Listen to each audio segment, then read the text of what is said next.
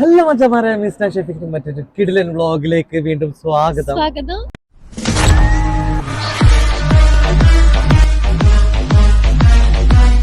First വന്ന ദിവസം മുതൽ ഇതുവരെ ശരിക്കൊരു 2 ഇയേഴ്സിന്റെ മുകളിലായി നമ്മളിപ്പോൾ വന്നിട്ട്. അപ്പോൾ ഫസ്റ്റ് വന്ന് അന്ന് എനിക്ക് നമ്മുടെ നാട്ടിലെ സിസ്റ്റം അല്ലല്ലോ. ഇവിടെ ഇപ്പോൾ കോളേജിലെല്ലാം നമുക്ക് ഓൺലൈനിലായിട്ട് എന്തൊക്കെയൊക്കെ സെറ്റ് ചെയ്യാനുണ്ട്. ഒന്നും എനിക്കറിയില്ല. അന്ന് നമ്മുടെ കൂടെ ഉണ്ടായിരുന്ന ഇർഷാന്റെ വൈഫ് ഷാനാബിയാണ് എനിക്ക് അതൊക്കെ സെറ്റ് ചെയ്തെന്ന് മൂഡിൽ ഇൻസ്റ്റാൾ ചെയ്യുന്നത്. ഗ്രീനിസ് യൂണിവേഴ്സിറ്റിയുടെ ആപ്പ് അത് ഓരോന്നൊക്കെ ക്രിയേറ്റ് ചെയ്ത് ക്ലാസ് അറ്റൻഡ് ചെയ്യാൻ പോലും സത്യം പറഞ്ഞാൽ എനിക്ക് അറിയില്ലായിരുന്നു. മീൻസ് അതിലെന്താ ചെയ്യേണ്ടത് ഒന്നും അറിയില്ലായിരുന്നു. പക്ഷെ മീൻസ് അവിടെ നിന്ന് ഞാനിപ്പോൾ ശരിക്കും വേറൊരു ലെവലിലെത്തി എന്ന് തന്നെ എനിക്ക് പറയാം. ഒന്നും അറിയാൻ പാടില്ലാത്തടത്ത് പഠിക്കാൻ കുഴപ്പമൊന്നുമില്ല. പക്ഷെ അതിന് വേണ്ട സിസ്റ്റംസ് സംഭവങ്ങൾ അതൊന്നും സെറ്റ് ചെയ്യാൻ എനിക്ക് അറിയില്ലായിരുന്നു. പിന്നെ വീക്ക്ലി ഞാൻ നിൽക്കുന്നത് ലണ്ടനിലും എൻ്റെ ക്ലാസ്സസ് ഔട്ടർ ലണ്ടനിലും ആയിരുന്നു. അത് വീക്ക്ലി 3 days ലാബുള്ള കോഴ്സാണ്. ഞാൻ എടുത്തത് ഫാർമസ്യൂട്ടിക്കൽ സയൻസ് ആണ്.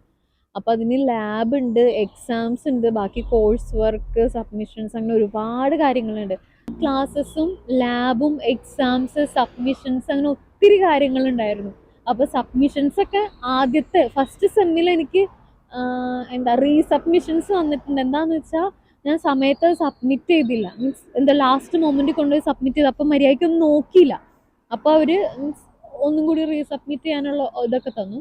പക്ഷെ പിന്നെ ആയപ്പോൾ എല്ലാം ഞാൻ ഒറ്റയ്ക്ക് തന്നെ കേട്ടോ ചെയ്തു. വേറെ പുറത്ത് കൊടുത്തോ അങ്ങനെയൊന്നും ഞാൻ കോഴ്സ് വർക്ക്സ് ചെയ്തിട്ടില്ല.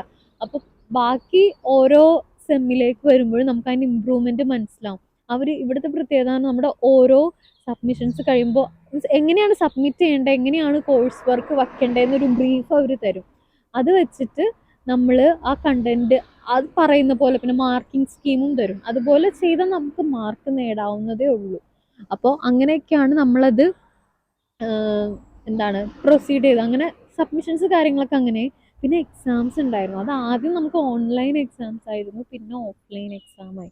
അപ്പോൾ ഓൺലൈൻ ചെയ്തപ്പോഴാണെങ്കിലും നമുക്ക് റീസിറ്റ് ഒക്കെ വന്നു.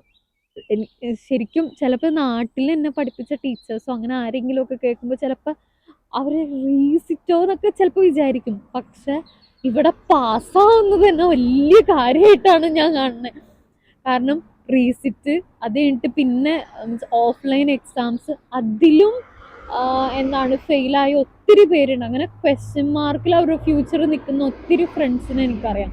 പക്ഷെ എന്തോ അവിടെയൊക്കെ പഠിച്ചത് നമ്മളൊന്ന് പ്രൊമോട്ട് ചെയ്ത് തന്നു. അപ്പം എന്തായാലും എക്സാംസും എല്ലാ കാര്യങ്ങളും ഓക്കെ ആയി. പിന്നെയാണ് നമ്മുടെ ലാസ്റ്റാണ് പ്ലേസ്മെൻറ്റ്. പിന്നെ അതിൻ്റെ ഇടയിൽ പ്രൊജക്റ്റ് ഉണ്ടായിരുന്നു കേട്ടോ.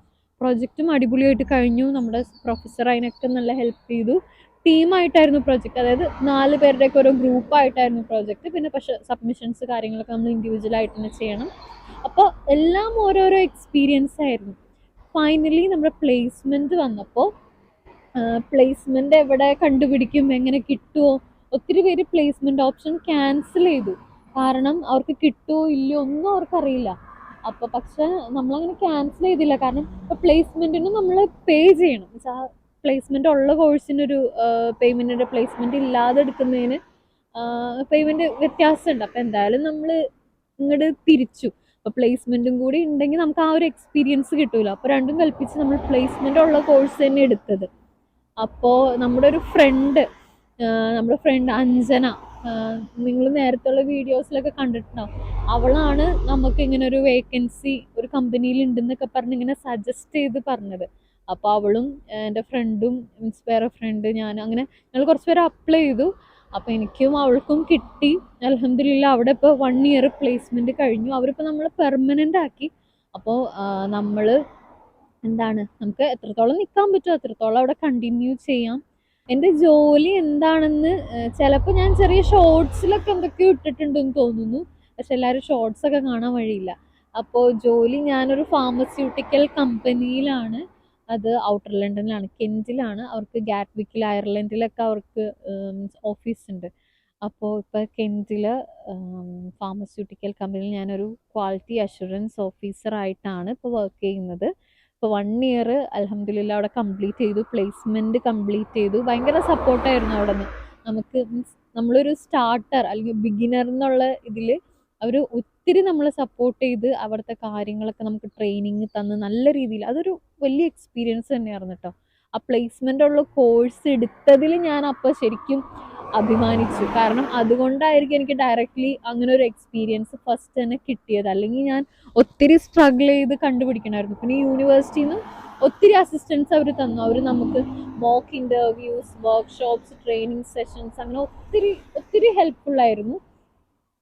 ഞാൻ യൂണിവേഴ്സിറ്റിനെ പ്രൊമോട്ട് ചെയ്യല്ല, ഒരിക്കലും ഞാനത് പ്രൊമോട്ട് ചെയ്യുമല്ല. കാരണം ഒത്തിരി പേര് ഫെയിൽ ചെയ്തിട്ടുണ്ട്. അതിപ്പോൾ നമുക്ക് ആരെയും ബ്ലെയിം ചെയ്യാൻ പറ്റില്ല. എല്ലാം കൊണ്ടും പടച്ചോൻ നല്ല രീതിയിലാണ് ഇതുവരെ എത്തിച്ചത്. സ്ട്രഗിൾസ് ഉണ്ടായിരുന്നു, പക്ഷെ അതൊക്കെ നമുക്ക് ഓവർകം ചെയ്യാൻ പറ്റി. അങ്ങനെ പ്ലേസ്മെൻറ്റ് കഴിഞ്ഞു, അവരവിടെ നമ്മളെ പെർമനൻ്റ് ആക്കി. ഇനി നമുക്ക് PSW എടുക്കണം, മീൻസ് എടുത്താലാണ് ഇനി കണ്ടിന്യൂ ചെയ്യാൻ പറ്റുള്ളൂ. അപ്പം അങ്ങനെ ഒരു സ്റ്റേജിൽ നിൽക്കുകയാണ് നമ്മൾ. ബാക്കി എന്താണ് ചെയ്യേണ്ടതെന്നൊന്നും ഡിസൈഡ് ചെയ്തിട്ടില്ല. സ്റ്റുഡൻസ് ഇനിയിപ്പോൾ എത്രത്തോളം സ്റ്റുഡൻസ് ഇനി പഠിക്കാനൊക്കെ ആയിട്ട് വരുന്നോളൊന്നും നമുക്കറിയില്ല.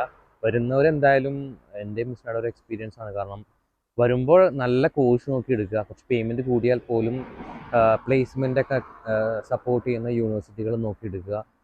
എങ്ങനെയാണെന്നുണ്ടെങ്കിൽ മിസ്സിനൊക്കെ കിട്ടിയ പോലെ ഇതേപോലെ സപ്പോർട്ട് കിട്ടും. മാത്രമല്ല വേറെ എങ്ങൊന്നും തന്നെ ഇൻറ്റേൺഷിപ്പ് ഒന്നും കിട്ടിയില്ലെങ്കിൽ പോലും യൂണിവേഴ്സിറ്റി സപ്പോർട്ട് ചെയ്യുന്നതായിരിക്കും. ഒരുപാട് സ്ട്രഗിൾ ചെയ്തിട്ടുണ്ട് ഇതിൻ്റെ പഠിക്കുന്ന കാര്യങ്ങൾ. UK പഠനം പോലെയല്ല നാട്ടിൽ. ഞാൻ ഷോർട്സിലും ഇതിലൊക്കെ പറഞ്ഞിട്ടുണ്ട്.